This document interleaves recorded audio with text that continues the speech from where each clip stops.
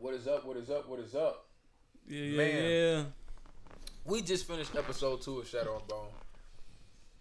In our last video, we both rated it. I rated it a 9 out of 10. Dre rated it a 10 out of 10 at first, but he said if he had to be more accurate, you said It's like a 9.7. a 9.7. Really good. A really good second show. episode. Pretty much good. We definitely got more of the storyline. We're more familiar with the universe. Yes. Starting from the beginning of the episode, talk to him a little bit about what you felt and what we saw.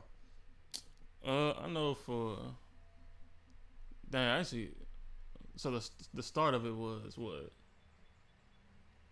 The start of it was leaving off from where Alina had just kind of been recognized as the Sun Summoner.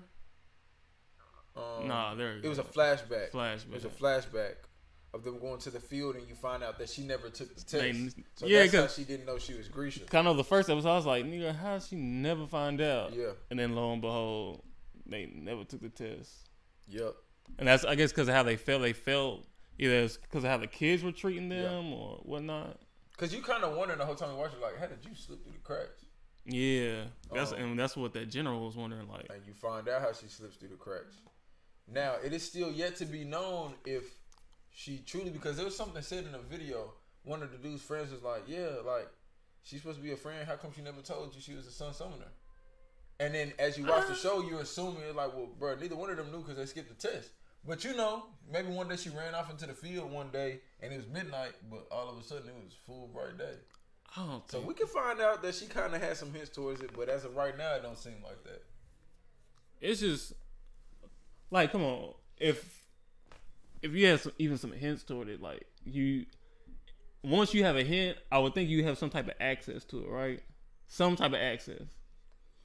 For her to have to be in that moment, all in that moment, like that moment lasts that long on that ship, like these things, doom, doom, doom. It's like I would have been done trying to use it, even if I didn't have like full access to it. Yep, makes sense. And then secondly, so we get to see a glimpse of her power again when she meets General.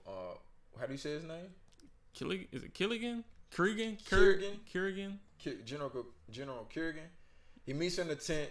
In this scene right here that we're about to play, which is like a popular like thumbnail that's been kind of like circulating, is this scene right here. Yeah, we have it right here on the backdrop. When you realize, nah, she got it. But little do you know, nah, bruh got it. Bruh ain't no joke. Hey, bruh got it.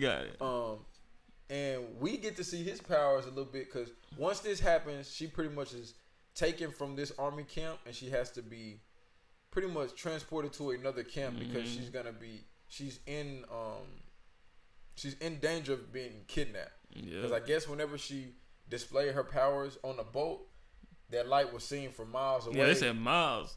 Now to me, when I saw that junk, it didn't seem like it was big, of course, but I wasn't thinking like miles across the land. Yeah.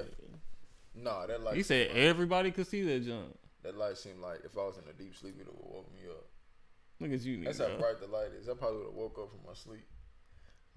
But anyway, so we're starting to see that Maul did make it. I know in the first episode we was wondering like, dang, was bro gonna die or not? No, right. Maul made it. But we're starting to see that they're getting separated now. Yeah, they're getting separated. He's going to find his way back to her. Yep. That love. But speaking of that love, General Kirigan, Alina gets ambushed as she's going from one place to another. Yeah. And it's like the most typical ambush in the world. Like I'm still waiting for somebody to come up with a better ambush. They're on a path and there's some trees in the middle of the path. That is sign number one that it's about to go down, bro. It's sign number one that it's about to go down. If you ever going somewhere and there's trees, I don't care if you're driving a car, if you're riding a bike, whatever case may be. If you're driving somewhere there's trees in the middle of the road, bro, turn back around. Don't get out of the car. No, they usually do though. But at the scene, we got to see some of the other people kind of use their powers. But it didn't really help them. It didn't really help them. Yeah, it didn't. Because they still got murked by like regular weapons, knives. No, guns. I did notice it. So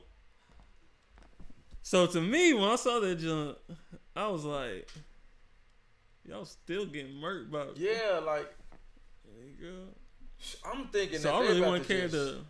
It's about to be a mollywop. I wouldn't care to have you. There go the branch that y'all saw that was in the middle of the road.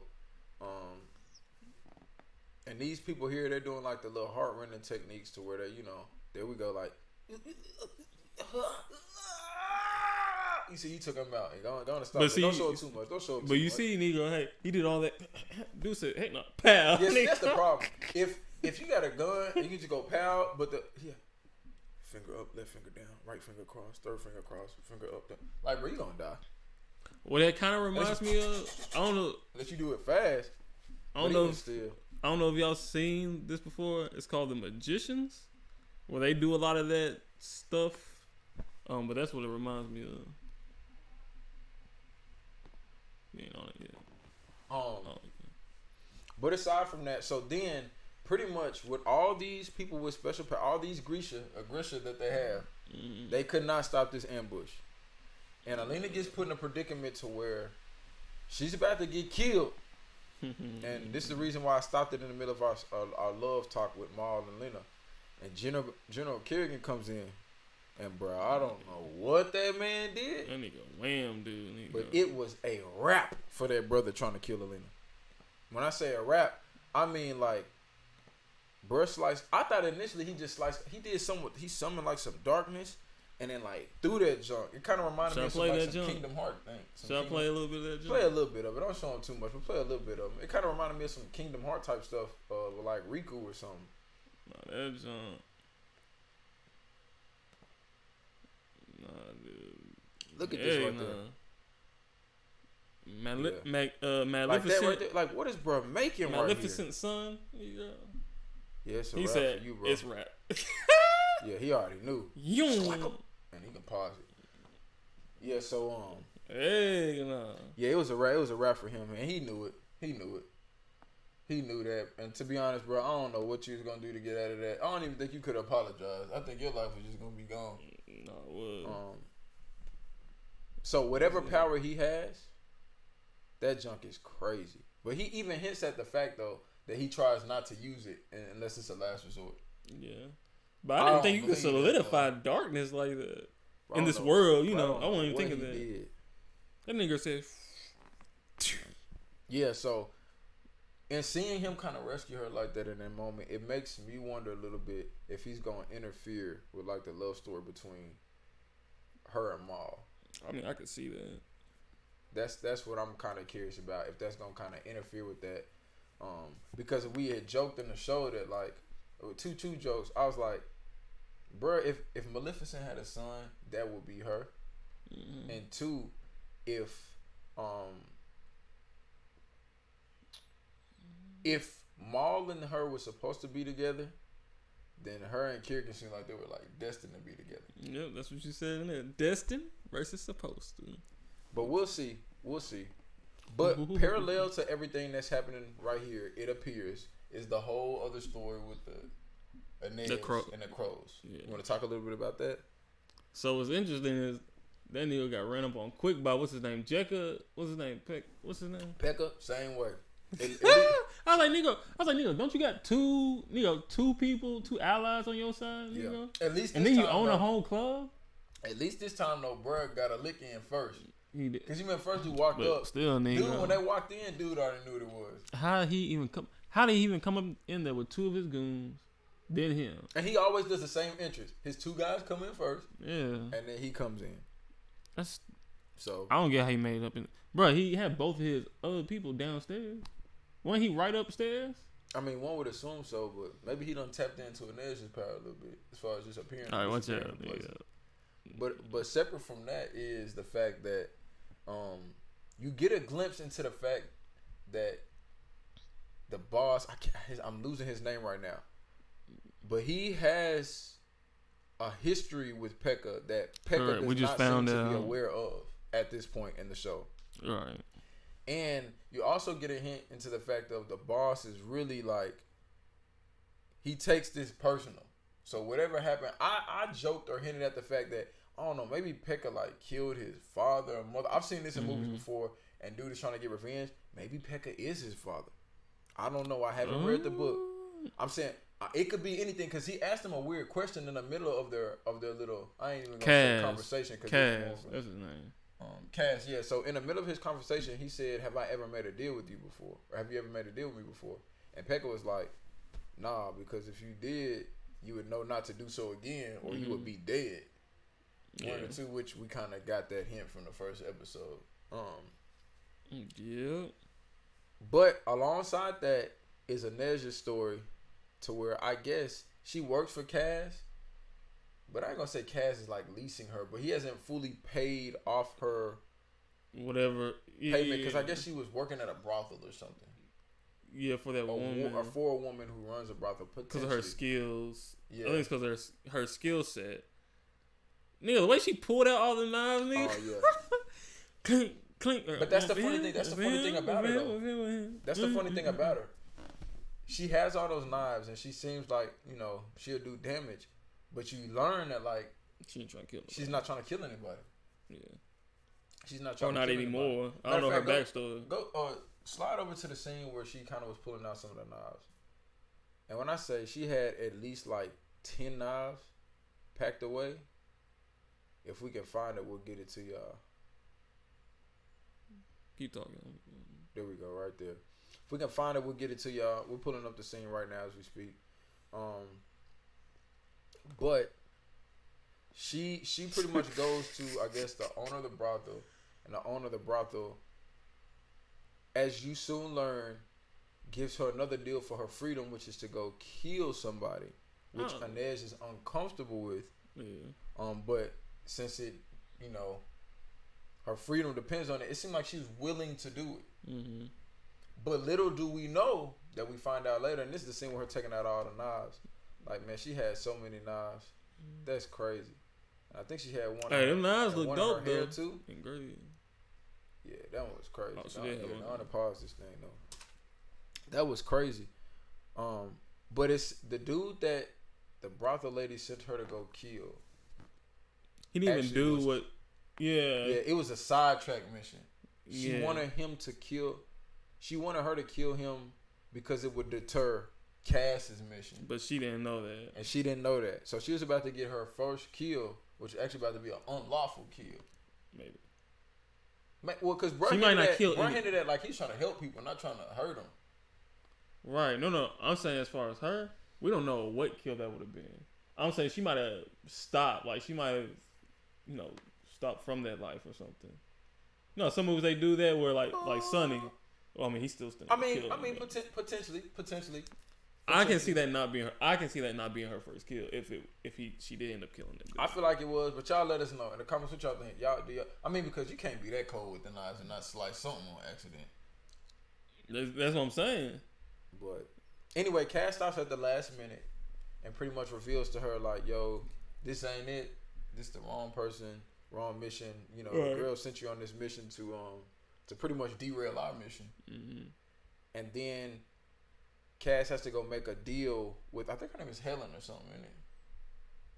Whoever the head of the brothel is. He has to make a deal with her to pretty much get Inej for the time being until he can pay her off.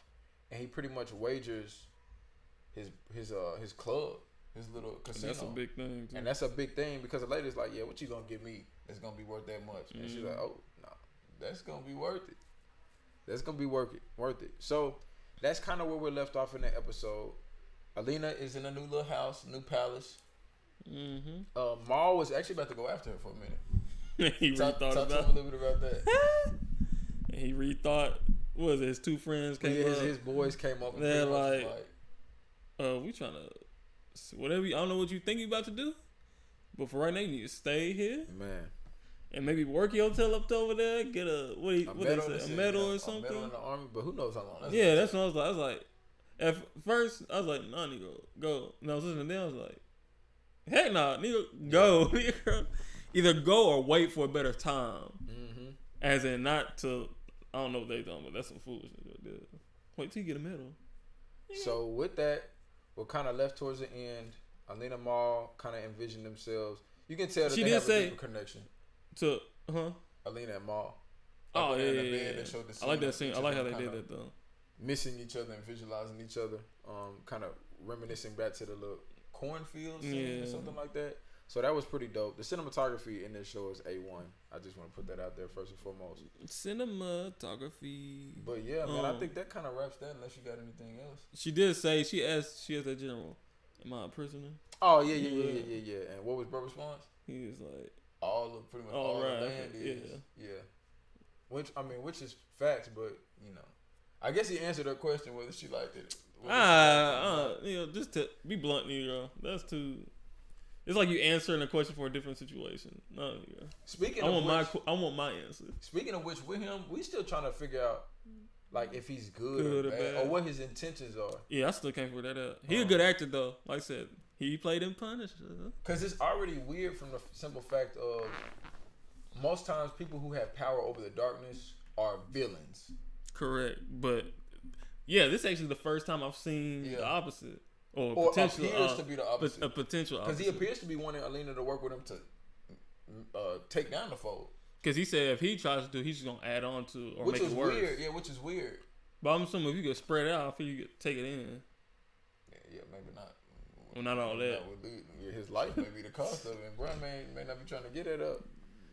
And also it seems Alina does not want this lifestyle. She don't want that power. Regular. And bruh's like, you know what I'm saying? I can tell bruh's like, we got to suck it up. I've been dealing with this my whole life. He didn't say that in so many words, but he was kind of like. He didn't say it, but he said it. You gonna have to suck that up. I've been dealing with this my whole life. But I get it though, Negro. She was doing XYZ, and then now it became ABC, Negro. It just switched all of a sudden. Yeah, all the way to Z actually. But hey. Man, hey, y'all go ahead and hit that subscribe button, man. We appreciate y'all tuning in with us. Hit the subscribe button. Hit the subscribe. More content coming on the way. And it goes without saying, we will be watching episode 3. We will. Coming out for content for that. So stay tuned. Man, go on, hit the intro on you guys. It has been the Everyday Negroes. Once again, glad to have y'all here. And we will catch y'all on the next video. Yeah, With Addison and Andre. And we out.